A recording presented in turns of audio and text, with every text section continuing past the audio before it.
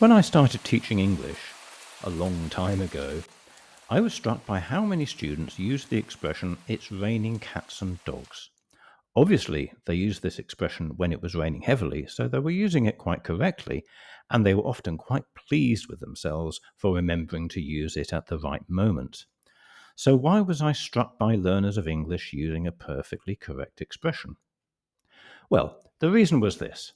"It's raining cats and dogs" was not an expression that I, or most people of my generation, used as far as I was aware. It sounded a bit old fashioned to me, something that my parents, or maybe even my grandparents, would have used. I looked into the frequency of the expression and I found that by and large I was right in my assumption. Younger people tended to use expressions like "it's pouring down," or if they were particularly unhappy about the meteorological situation, they might say "it's pissing down." So, why were learners of English in other countries using the expression? Were they traditionalists? Of course not. It was quite simply that most of them had learnt this expression at school, and it was generally taught to them by people who, surprise, surprise, were much older and had learnt it themselves many years before. So, what to do? Praise them for using an idiomatic expression, or teach them something more up to date and appropriate to their age group? Generally, I did both, pointing out the generational gap between the various expressions and left it at that. Oh, the dilemmas of language teaching. Language is not just about what is right and wrong, it's also about what is appropriate or inappropriate, what is fashionable, and what is considered to be out of date. This could be the subject of a video in itself, and maybe it will be one day. But while I was reflecting on this, I started to look into the origins of this idiom. It's been around for centuries, but its exact origin is somewhat unclear. Here are some of the most common theories. 1. The expression originates from Norse mythology.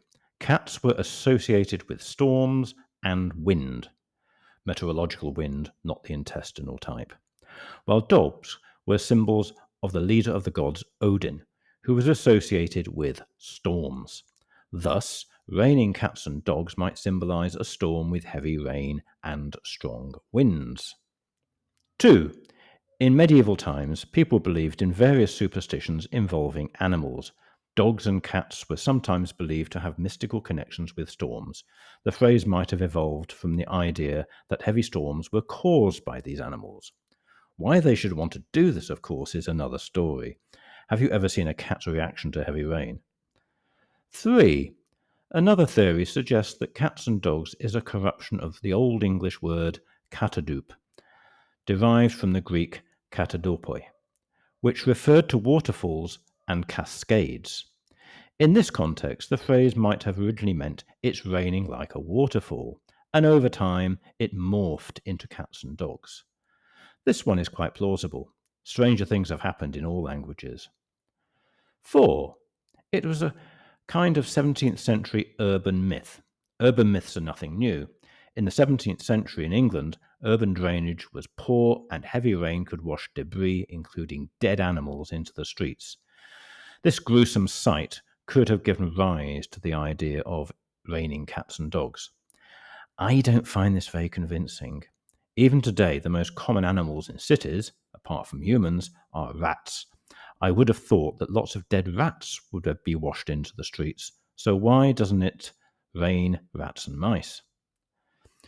The first recorded use of the phrase in its current form was in 1651 in Richard Broom's comedy The City Wit.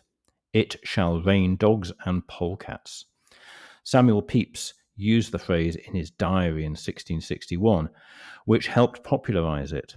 This suggests that by the 17th century, the phrase was already part of colloquial speech, even if its origins were somewhat metaphorical and exaggerated.